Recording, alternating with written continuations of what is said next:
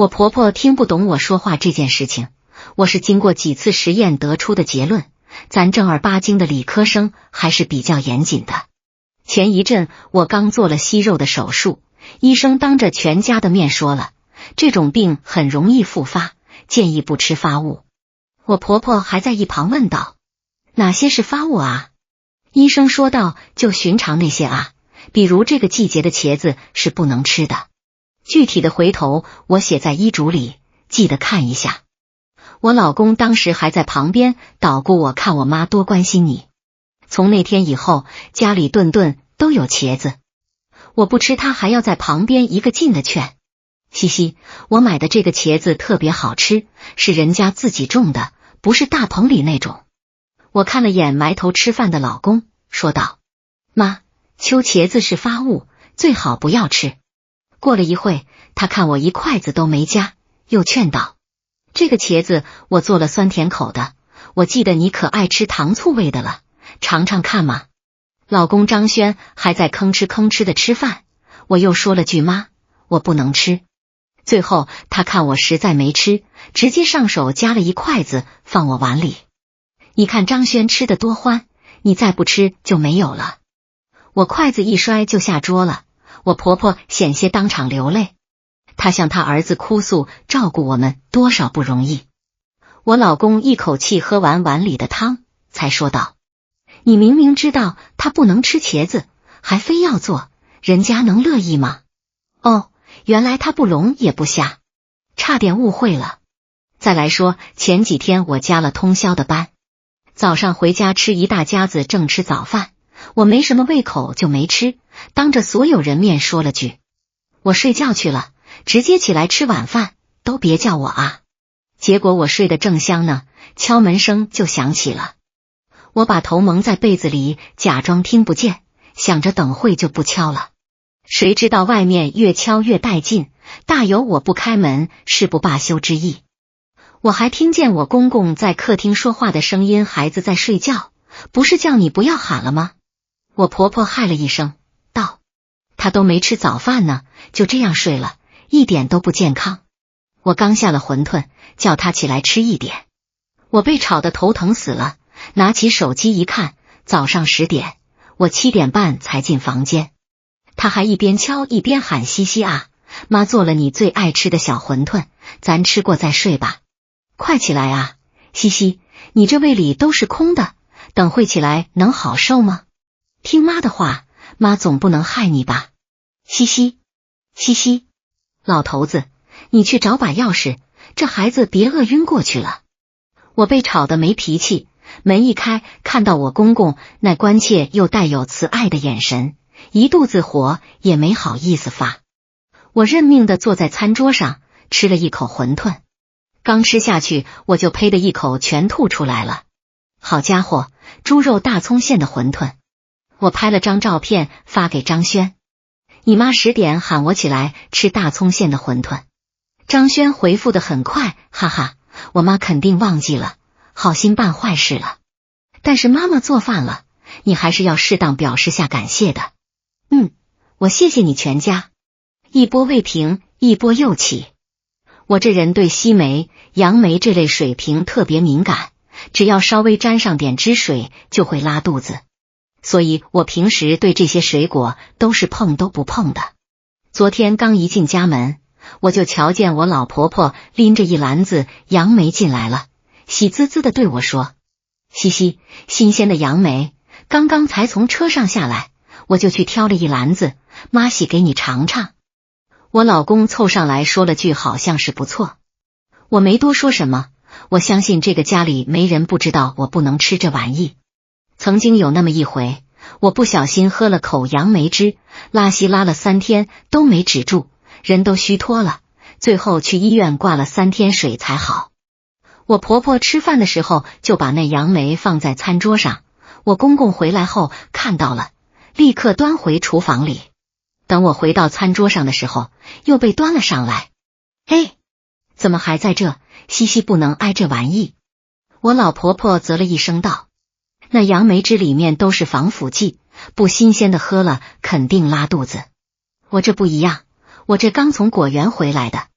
我把碗拿离远了些，说道：更新鲜的也吃过，越新鲜就越不舒服。妈，你们吃吧。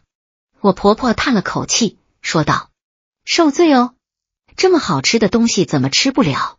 等到吃完饭，全家都坐在一起看电视时，我婆婆端出一杯温水递给我。我看那颜色有点发紫，便好奇地问道：这里面是加了什么？养生的吗？我婆婆立马倒杨梅泡的水，杨梅你不能吃，泡得水你总能喝吧？我实在不懂，她为什么就是听不懂人说话呢？可她又分明能听懂她儿子和她老公说的话。我没喝那杯水，可还是拉了3天的肚子。我严防死手下还是百密一疏，她用装杨梅的碗给我带饭菜了。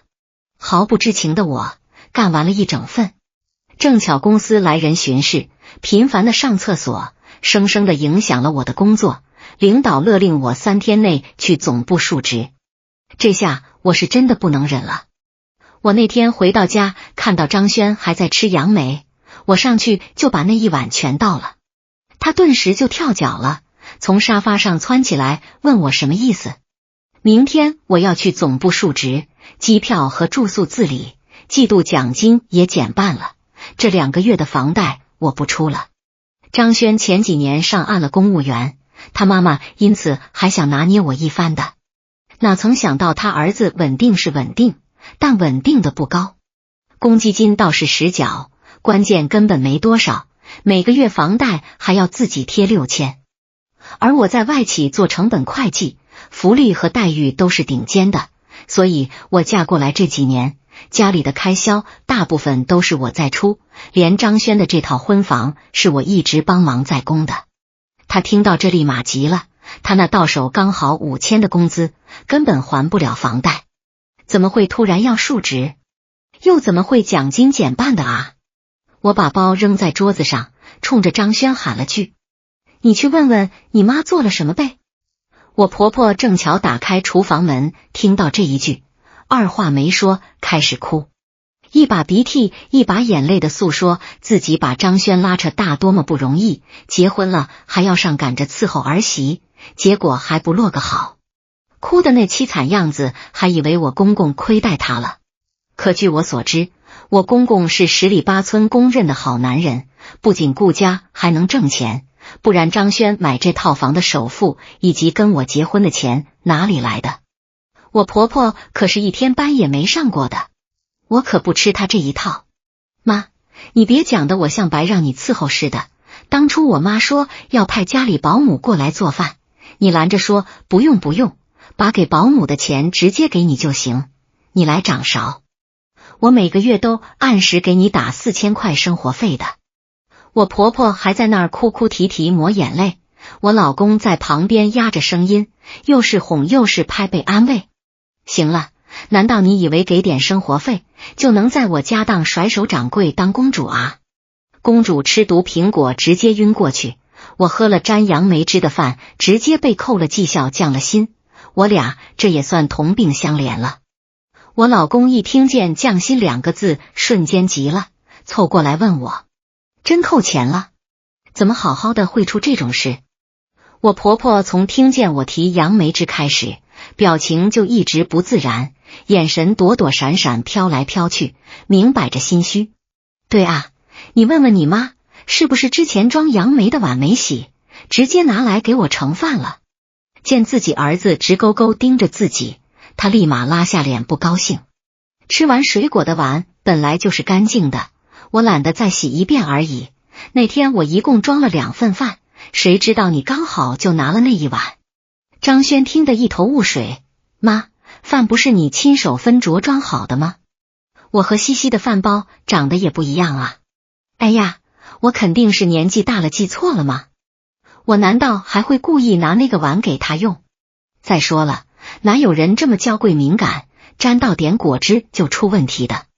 退一万步说，我不也是为了省点水钱，谁能想到他反应这么大？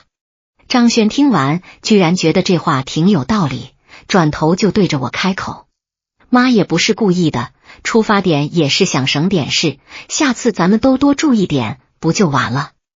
我靠在沙发背上，看着这娘俩一唱一和，慢条斯理的开口：“我理解。”等张轩明显松了口气，整个人都放松下来之后，我接着往下说：“但我这几个月收入被砍了，没法帮你还房贷了，这点也希望你能理解。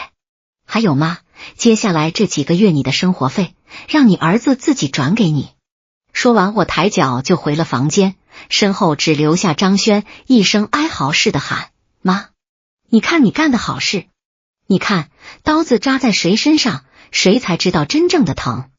那咱们就慢慢耗，比一比，到底谁最后会更疼。”这次的经济制裁倒让我老婆婆消停了好长一段日子，她不再明着针对我做什么，可一转头对着我老公和公公就忍不住到处抱怨。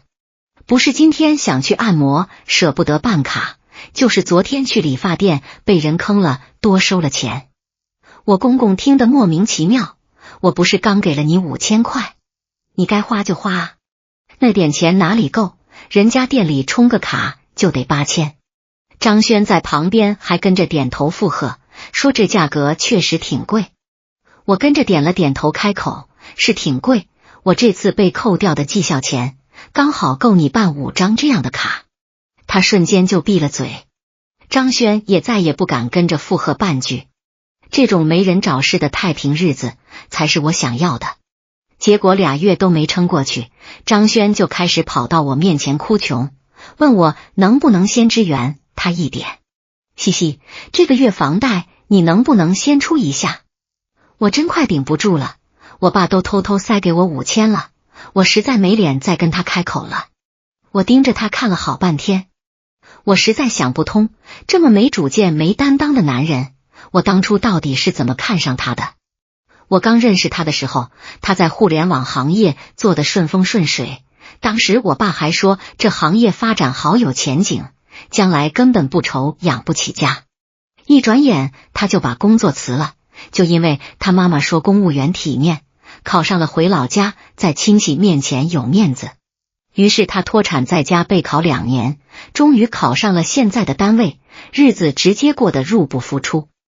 我爸当时还劝我，也行，公务员胜在稳定，将来你工作要是有什么变动，他至少还能撑得起家里的开销。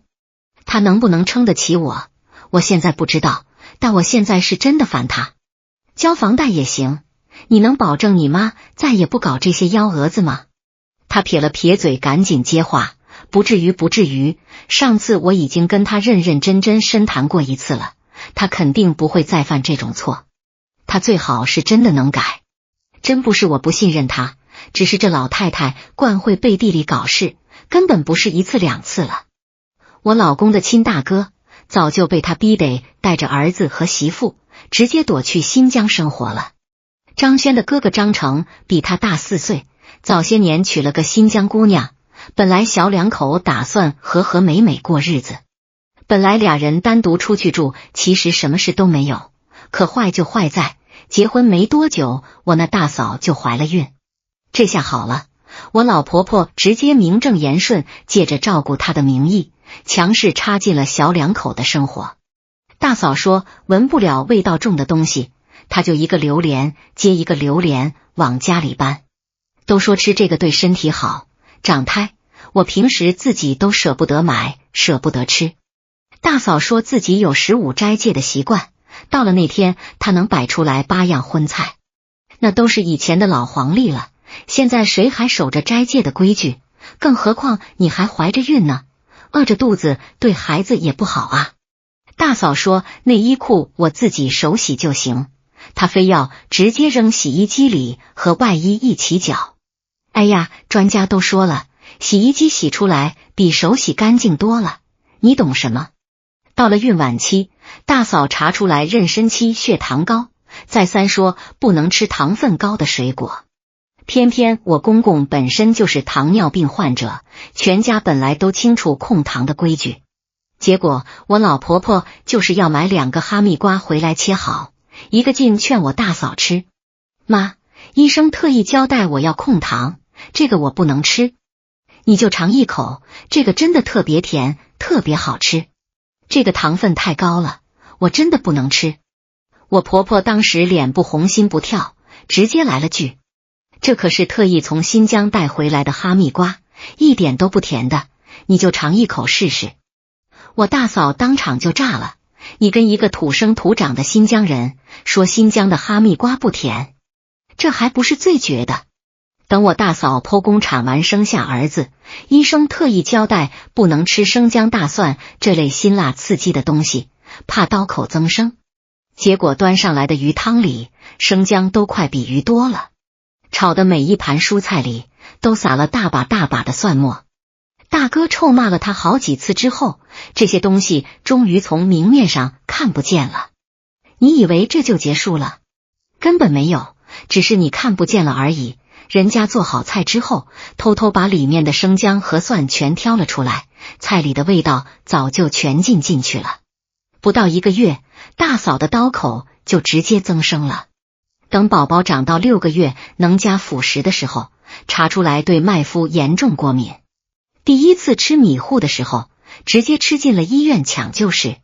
从那以后，大嫂就下了死命令，绝对不能让孩子碰任何含有面粉的东西。但我老婆婆就是不信这个邪，偷摸着就要喂孩子吃馒头，被大嫂当场拦下好几回。她还要嘴硬辩解，就喂一点点而已，这孩子这辈子都吃不上面粉，多可怜啊！咱们北方人哪有不吃面粉的？我活这么大还没听说谁吃面粉能吃死掉的。也许就是这句轻飘飘的死字，彻底把大嫂激怒了。她在家又哭又闹，甚至以跳楼威胁要离婚，最后是大哥给她下了跪，当场答应立刻带着她和孩子回新疆生活，这事才算彻底消停。等大哥大嫂去了新疆之后，家里就只剩下我老公和他爸妈，他们3个在一起应该是过了一段相当自在的日子。直到我嫁进了这个家，一开始也没一起生活，我跟张轩搬进了他爸妈提前给他备好的婚房，每个月去他们家吃2顿饭，几乎每次去之前他们都会问我想吃什么，可我从来没在他家饭桌上吃到过。不是哎呀，今天我去菜场看了，小排一点都不好就没买了，就是虾涨价了喂，1斤虾能买3斤鱼了，算了算了，再不然就是这个菜我不会做的，回头让你妈妈做给你吃。后来我就学聪明了，把我想吃的告诉张轩，就说是他要吃的。回回都吃上了，包括上回我故意说了个佛跳墙，他妈硬是在家捣鼓了1礼拜，还真让我吃上了。后来我妈看我和张轩都不会做饭，准备把家里的保姆让给我，我老婆婆才跳出来说要搬过来跟我们一起住，帮我们做饭。我早就听张轩嫂子说过他的那些光辉事迹，根本就不想跟他一起住。结果是我老公公出面说服我，他一直对我挺好，我不愿意服了他的面子，加上我爸妈又一直在旁边劝和，我只好答应了。没想到这就是我糟糕生活的开始，我后悔死了，现在每天满脑子都是怎么逃离这样的生活。我实在受够了每天鸡同鸭讲，还有那个不作为的丈夫。在这之前我完全没发现张轩是这样一个没有担当的男人，他把我和婆婆之间的所有矛盾都划到自己身外，每次发生争端的时候他都会先隐身，等到装不下去的时候再出来当个理中客或者端水侠，不是劝我冷静一点，就是劝他妈少说2句，顺带再道德绑架我一下，然后他还继续美美的过着他的妈宝男生活。我只能说长得丑想得美。我妈听说我在张轩家受了委屈，气得1蹦3尺高，不管3七21就要去会会这个老巫婆。我爸发挥了他家庭主心骨的作用，先安抚住了我妈妈，然后又语重心长地跟我说，其实张轩这个人还好的，主要问题是出在他妈妈身上，我建议你跟他好好聊一聊，或者你把他带到家里来，我跟他说道，不要一着急上火就要离婚。看着爸爸妈妈期待和关切的眼神，我实在不好直截了当说我就是不想跟这个人过了，毕竟当初这人也是我自己挑的。还是有点不甘心吧，毕竟以前跟他妈妈分开住的时候，我俩日子也过得挺好的。结果这边我还想着先忍耐一番，等回去之后跟张轩商量分开住的事情，那边张轩他妈妈又开始作妖了。我跟张轩正在外面吃饭呢，他先给我打来电话：西西啊，你给我买的那个电动车怎么好像充不进去电了？我一边吃饭一边回他那你推到小区门口的店里，我在那买的，你让他看一下。他像是没听见似的，继续对着手机念叨，他为什么充不进去电啊？西西，你是不是买的不对啊？他有几个电池来着？妈，我也不是修电动车的，您推到门口让专业的人看下就完事了。哎呀，你说是不是充电器坏了哦？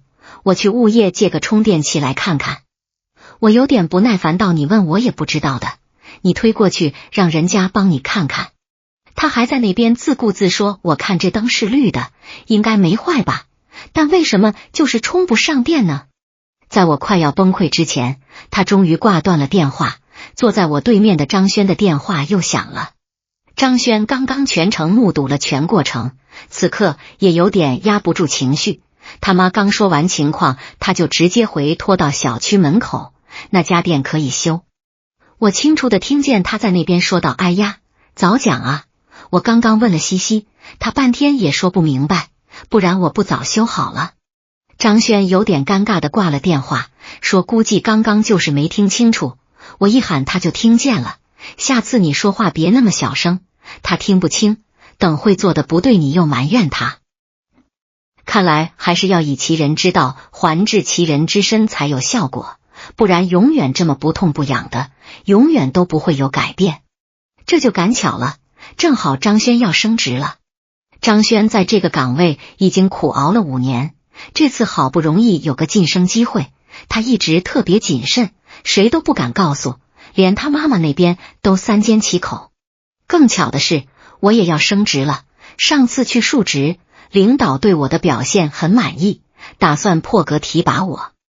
我在家里接了个电话，正巧聊到这个事，于是我婆婆就跑来问我，我顺势就承认了。是的，公示期7到15天，等过了这段时间就能入职了。妈，你千万别告诉任何人啊！哎呦，我又不出门见人的，我能告诉谁？对了，你大姨他们也不能说吗？我摇了摇头，特别严肃地说，不能哦妈，万一被有心人知道了，去我公司故意使坏，那可就升不了职了。那你舅舅呢？我压着性子说，任何人都不能说哈，舅舅难道不是人吗？我话说的这样难听又严重，可第二天晚上在饭桌上，他异常兴奋地开口，哎呀，西西，妈太高兴了，忍不住把你要升职的事情告诉你大舅他们了，他们都为你开心呢，都说张轩娶你真是娶到宝了。张轩抬头看了我一眼，照例没说话。我筷子一扔就发起火来，我昨天不是跟您说了吗？不要告诉任何人。你是听不懂我说话吗？为什么转头就告诉别人？哎，你舅舅能算别人吗？那是张轩除了爸妈之外最亲的亲人了，你升职大家都为你高兴的呀，等你公示期一过，到时候请大家吃个饭就行了。你舅舅说了，等级也不用太高，香香酒楼就可以。香香酒楼一桌起步就得6000块，还真敢开口。张轩听到公示期3个字，顿了一下，问我，你们公司也要公示？会有考察期吧，7天的样子。他若有所思的在桌边坐了一会，看着我跟他妈妈吵得人仰马翻，一句话也没说就进房间了。第二天回家他直接发了疯，他一回来就冲进厨房跟他妈吵了起来。我回来的时候，2个人声音大的都要把房顶掀了。他爸爸着急的对我说，西西，你快来劝劝，张轩一回来就跟你妈吵起来了。我听半天也没听明白。这次不用我说什么，张轩对着我就吐槽，你前天是不是跟我妈说了你要升职的事情？估计他把考察期听成公示期了，回我舅舅那边一说，不知道被哪个杀千刀的立马就猜出来是我要升职了， P 了几张照片发给我领导，说我私生活不检点。本来就4个人竞争一个岗，领导问都没问，直接把我吓掉了。我婆婆满脸不服气的站在那，还要辩称西西当时说的就是公示期啊，我不可能听错的。我望着她问，这重要吗？妈，就算是我说错了，那当时我有没有跟你说千万别跟任何人说，怕节外生枝？她嚷嚷道，那我哪里知道是轩轩要升职啊，我要是知道是他，我打死也不会说的呀。她说完这句之后，我公公都震惊了，他在一旁道，难道是西西你就能出去胡咧咧了吗？我早就跟你说过，孩子们的事情你不要掺和，你非要不听，现在惹出祸事来了吧？我在一旁委屈万分道，他哪里是不听别人说话，他就是单单听不懂我说话。他心里跟明镜似的，这话要是他儿子说的，他能当个圣旨遵守，我说的那就是放屁。我能不能升职加薪，对他来说根本不值一提。我公公在一旁左右为难，一边是狂怒的儿子儿媳，一边是委屈的老婆，他长叹了一口气，坐在沙发上扶着额头。我婆婆还在那儿哭，这是她的拿手好戏，尤其是当着张轩的面。人就是做得多错得多，我天天给你们弄吃弄喝，洗衣服收拾家，到头来还要被你们埋怨。我这腰一天到晚疼得直不起来，你们谁问过我一句死活？全是狼心狗肺的东西。我在这个家里半点话语权都没有，活成个罪人了。他声泪俱下，边说边偷瞄张轩的反应，换作往常根本用不到这一步，张轩早就低头哄他了。可这次他完全失算了，他儿子气鼓鼓地站在原地，他越说张轩的脸色就越难看。他根本想不明白，从前那么宽容的儿子，这次怎么就揪着不放了？哪有什么想不通的？以前受委屈的是我，慷他人之慨谁不会啊？这回倒霉的轮到他自己了，他当然不会轻易算了。这千载难逢的升职机会，下一次再落到他头上，还不知道要等多少年。人到中年混职场，尤其是公务员，往上走一步难如登天。张轩起伏的胸口明明白白写着他压不住的火气，不知道这次他能不能懂我以前的感受。不过也不重要，感同身受这东西本来就不存在，更何况张轩这种精致的利己主义者根本不可能跟任何人共情，所以他说出来的话才格外伤人。他看着哭得上气不接下气的亲妈，开口道，我总算知道我哥为什么带着嫂子离开这个家了。这句话的分量，在场谁都听得懂。公公疼得从沙发上站了起来，婆婆的哭声也戛然而止。他颤着2根手指指着张轩，破口大骂，张轩，你说的这是人话吗？你跟你哥一样，都是畜生，为人子女对父母不孝不顺，天理难容。我对你们不好吗？你跟你哥哪一样？我不是面面俱到，到头来我反倒成了大恶人。他转头又指向公公，你就惯会做好人，合着这个家就我最坏。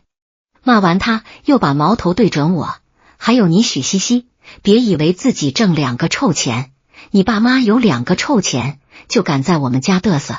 我告诉你，老张家没你说话的份。大吵完的家里静得吓人，一直熬到后半夜，门外突然传来砰砰的敲门声，是公公的声音。轩轩，你起来一下，你妈嘴好像张不开了。张轩的呼噜声比他爸说话的动静还大，我伸手使劲把他推醒。一家人急急忙忙往医院跑，查完才知道是智齿发炎了。过了几天肿消下去，婆婆就去把那颗智齿拔了。那牙位置长得不好，拔的时候缝了好几针，半边脸肿得老高，话都说不利索，更别说吃东西了。第1天晚上，我买了他平时最爱吃的那家鸡爪，举到他跟前问，妈，这是你常去的那家买的，来俩。他摆了摆手，含糊不清地说，我嘴张不开，吃不了，你自己吃吧。第2天晚上，我蒸了螃蟹，又凑过去问他，这个你总能吃了吧？他还是摇头，你吃，我真吃不了。张轩那天下班晚，顺路带了点烤串当宵夜，我坐在茶几边啃得香，抬头招呼他，妈，烤串，楼下老张头家的，你平时不最爱这口吗？婆婆手里的杯子咚一声砸在茶几上，她几步走到我跟前，明明口齿不清，声音却大得震人。许西西，你是不是存心的？明知道我吃不了，还一个劲撺掇我吃，就是想看我笑话是吧？你是不是听不懂人话？昨天我就说了我不吃。我早就说你这个小妮子从来不安好心，这下狐狸尾巴终于露出来了吧？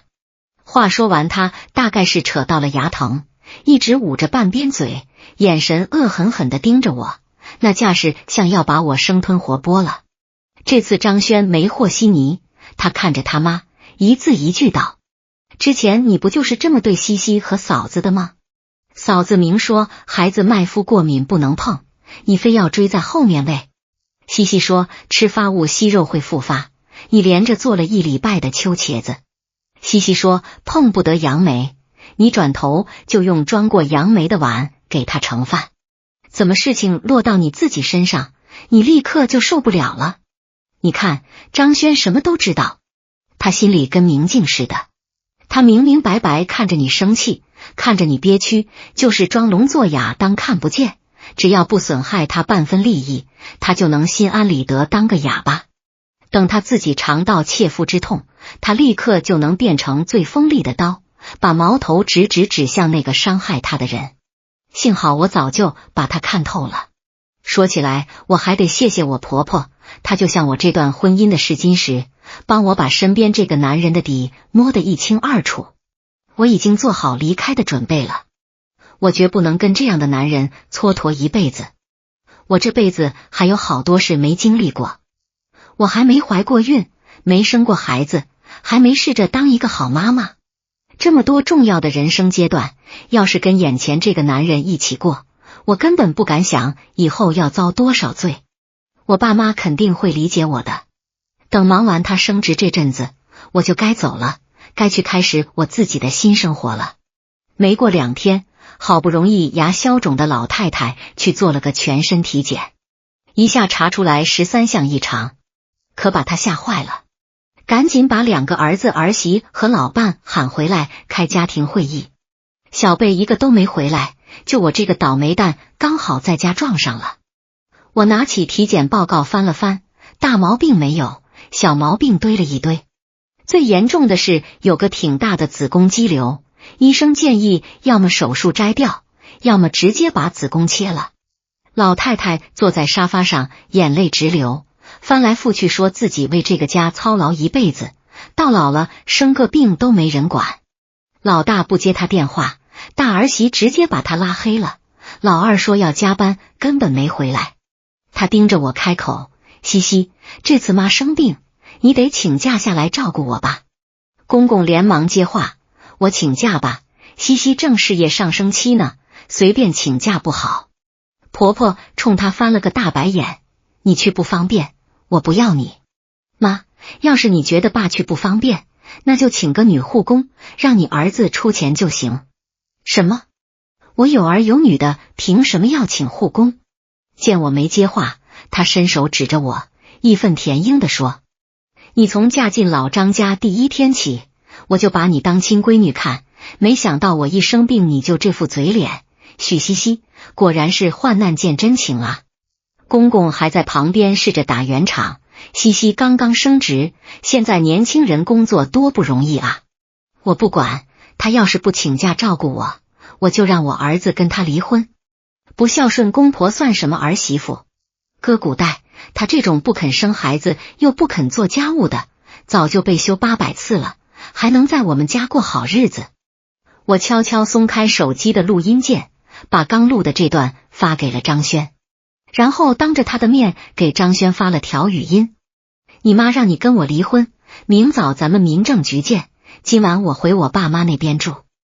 我前脚刚进家门，张轩后脚就跟了进来，他堆着满脸笑跟我爸妈唠了好半天好话，伸手就来拽我，软磨硬泡要我跟他一块儿回去。一开始他还底气十足，见我全程冷着脸不搭腔，语气慢慢就沉了下来。你到底还想怎么样？我都亲自上门给你道歉，接你回家了，难不成还要我一个生病的妈爬过来给你赔罪？你不会真以为我提离婚是在你这儿闹脾气拿瞧吧？张轩，你也太不了解我了，我说要离就是铁了心要离。你妈说的那些话顶多是个由头，别傻到觉得我要离婚全是冲她去的。她皱着眉拧成一团，那还能是因为啥？我妈是难相处，可后来我不一直都站在你这边吗？你那叫站我这边？你那是生殖的气还没顺，借着我的由头跟你妈撒火呢。等火撒完了，你们母子俩转头就和和气气，我倒成了那个挑拨你们母子关系的罪人。张轩的嗓门一下子就拔高了。那你让我怎么办？那是我亲妈，我哥早就跟他断了来往，我要是也不管他，那不等于把他往绝路上逼。我爸听见他敢在我家吼我，脸瞬间就拉下来了。行了，跑到我家来跟我女儿大呼小叫，你也太把自己当回事了。你妈现在生病，谈离婚确实不合适，你先回医院照顾你妈去，你跟西西两个人都好好冷静冷静。张轩当天晚上刚到家，我就把离婚协议拍给他发了过去，考虑清楚就签字，等你妈一出院，咱们就去领证。连着过了好几天，我妈从医院看完张轩妈回来，一进门就拽着我唠八卦。我去看你婆婆了，就你公公一个人在那儿守着。隔壁床的家属跟我说，2个儿子儿媳半个影子都没露，连个电话都没打过，看着特别冷清。听说子宫直接切了，医生说这个年纪切了反而更稳妥。我妈瞟了我一眼，接着往下说，她还在那儿跟我念叨你坏话，我直接顶回去了。我家西西从小被我教着长大的，凭什么嫁到你家去受委屈？又隔了几天，我妈神神秘秘钻进我房间，听说你大嫂回来了，带着你大侄子去了病房，那孩子连奶奶是谁都认不出来，把你婆婆气得半天说不出话。她一开始还端着架子，以为人家是专程来看她的，结果人家是来迁户口的，知道你公公在医院陪护回不去，特意跑到病房来拿钥匙。你大嫂全程没跟他搭一句话，连个眼神都没给他，那脸色冷得比什么都吓人。我之前只在网上跟这位大嫂短暂聊过几句，她这反应我一点都不意外，毕竟她到现在都记着儿子当年差点被喂面粉的事。她当初原话就说，第一次喂米糊把孩子送进 ICU 的时候，张成妈就站在旁边看着，根本没法让人不怀疑她是故意的，我这辈子都不可能原谅她。这阵子张轩天天往我爸妈这儿跑，我根本懒得搭理他，算准他来了我就留在单位加班，他什么时候走，我什么时候再回家。所以基本到晚上8点，我爸就直接把他往外赶。你不走，西西根本不敢回来，女孩子大晚上在外面待着多不安全。他打我电话我一概不接，发的消息我也只回一句，问他妈什么时候出院。他发大段大段的文字跟我忏悔，最后总要来上一句，我为了你连我妈都没去医院看，你到底还要我怎么样？这男人的德行我太清楚了，明明是他自己烦他妈把他的生活搅得鸡飞狗跳，根本不想去面对，偏要把这顶高帽子扣到我头上，实在太可笑。日子越久，经历的事越多，一个人的真面目就藏得越不住。到这时候，我爸也彻底不替他说一句好话，找半分借口了。他跟我说，离了也好，我的女儿，离了谁都能好好过日子。张轩妈不知道从哪儿摸到了风声，硬在医院耗到医生反复催她出院才肯走。她在病房里没别的事干，整天就抱着电话给我妈打，一边卖惨一边劝，想让我妈帮着说服我，千万别跟他儿子离婚。我家老大已经不认我了，轩轩要是再不理我，我这日子真的没法过了。你跟西西捎个话，等我出院了，我亲自上门给他道歉，给他磕头下跪都行，千万不能跟轩轩离婚。他还在微信上给我发长段语音，一把鼻涕一把泪的跟我道歉，求我再给他儿子一次机会。连着发了2天，我直接把他拉黑了。没隔2天，他刚出院就摸到我家来了，拎着一大堆补品，往我家沙发上一坐，就跟我妈说：亲家母，今天西西不跟我回家，我就赖在你们这儿不走了。我爸妈被他这一出整懵了，赶紧给张轩打电话，让他赶紧把他这惹事的妈接走。张轩接起电话，那不耐烦的劲儿都快从听筒里溢出来了。你跑到西西家去干什么？你又要瞎折腾什么？我来帮你劝西西回家啊！你怎么敢这么跟你妈说话？我的事不用你管，你赶紧回家去，等我有空了就回去看你。这话一出口，他直接就哭了。有空，我从住院到出院都半个多月了，连你半个人影都没见着。我不走，我走了你俩铁定就要离婚，离了婚你就更不可能回家看我了。张轩被他彻底惹毛了，直接吼回去：离！我现在就去跟他离！你别在别人家这儿丢人现眼，祸害别人了。本来我以为离婚还要耗上一阵子，没想到被他妈妈这么一搅和，反倒顺顺利利。签字的时候，张轩还在那儿犹豫，不知道突然想到了什么，笔一落，飞快就签完了。临走的时候，他凑过来问我能不能最后抱一下。我晃了晃手里刚拿到的离婚证，转身大步就走了。过了好长时间，张轩给我发了条消息，问我为什么不能像他大嫂跟着他哥那样死心塌地跟着他过日子。我没回他，到现在他都没想明白这个道理。婚姻这堂课，他这辈子都毕不了业，就像他那永远升不上去的职位一样，连自己亲妈都不尊重的名声早就传出去了，谁敢给他机会往上走？后来我还听说，他妈妈现在既见不到儿子，也见不到孙子，天天在家里整宿的哭，眼睛都快哭坏了。